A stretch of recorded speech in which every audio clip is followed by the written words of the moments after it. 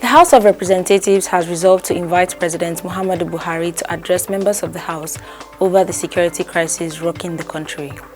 Hi, welcome to What's Happening. These are the top 10 stories now. At number 10, the funeral of late Ghana's former president, Jerry John Rawlings, will hold on December 23, 2020. This was announced in a press release on Monday by the head of the Funeral Planning Committee, James Victor Gweho. He said the family, in consultation with the government, agreed on the date. The funeral rites for the 73-year-old will take place at the Independence Square in Accra, Ghana's capital. Rawlings was the country's longest-serving head of state and founder of the National Democratic Congress. He died on November 12 at the Kolebu Teaching Hospital in Accra after an undisclosed ailment. At number 9, the Senior Special Assistant on Media and Publicity to President Muhammadu Buhari has said that the clamor for the sacking of the nation's service chiefs is out of place. According to Shehu, the president has the prerogative to appoint or sack any of the country's service chiefs, and that the president can keep the service chiefs as long as he's satisfied with their performance.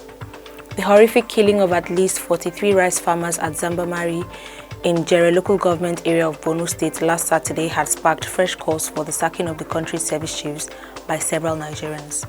Reacting to the call on Monday night in an interview with Arise TV, Shehu said the decision to sack or retain any of the service chiefs is entirely the president's. At number 8, a military court in Abuja has convicted a former commander of Operation Lafia Dole, Major General Olusegun Adeniyi, and demoted him by at least 3 years over a leaked video where he was complaining about lack of weapons for troops fighting Boko Haram in the northeast.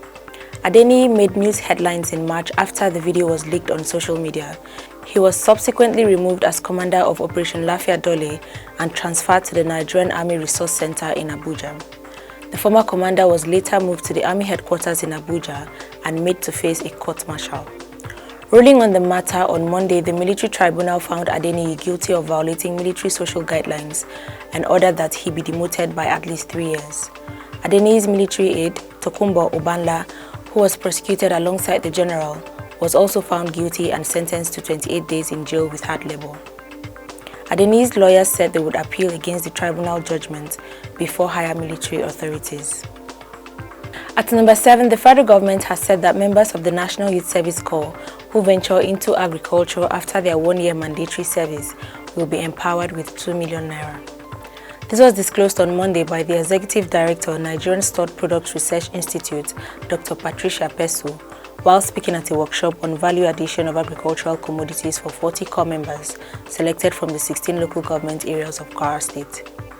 While declaring the workshop open, the State Commissioner for Agriculture and Rural Development, Muritala Olarenwaju, said government had promised to consolidate commercial agriculture through the provision of adequate machinery to assist genuine farmers in advancing their productivity, profitability, and competitiveness.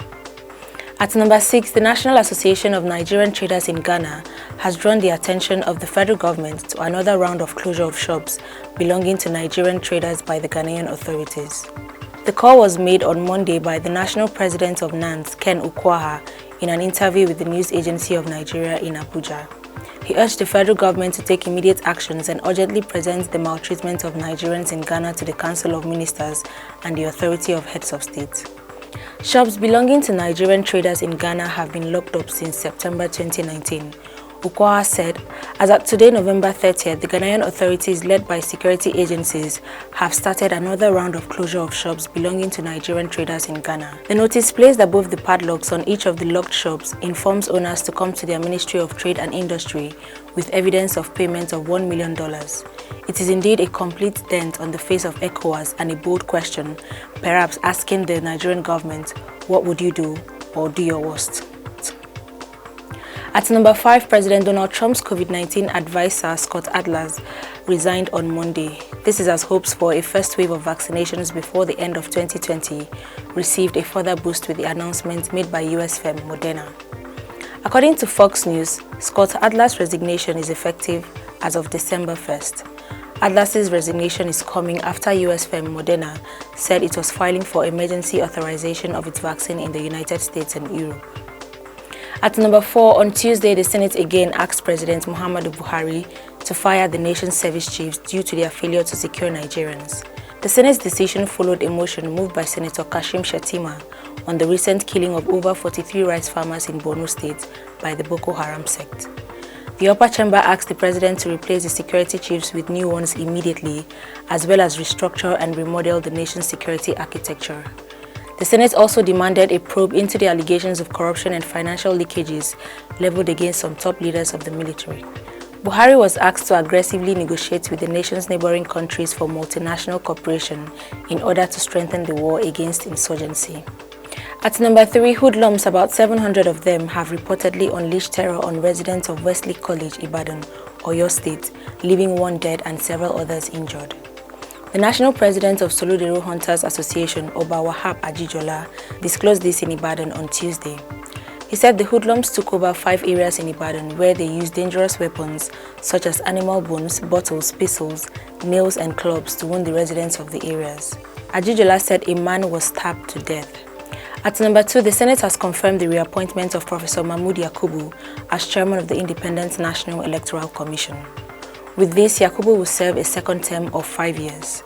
The confirmation was announced on Monday following the consideration of the report of the Senate Committee on INEC, led by Senator Kabiru Gaya, which submitted its report at plenary and recommended Yakubu for confirmation. The senators who spoke before his confirmation described him as highly qualified for the job.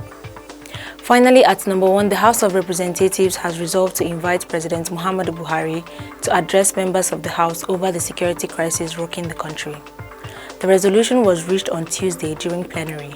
However, before the decision was reached, the lawmakers were sharply divided over the motion seeking to invite Buhari to appear before them to explain the recent killing of farmers in Borno State and other cases of insecurity across the country. The invitation of the president was part of a motion moved on the floor of the House by Senator Ahmed Santomi. Tempers began to flare when some lawmakers asked that the motion be dropped, while some were in support. The Speaker of the House of Representatives, Femi Gbajabiamila's plea that a state of emergency be adopted instead was also revoked.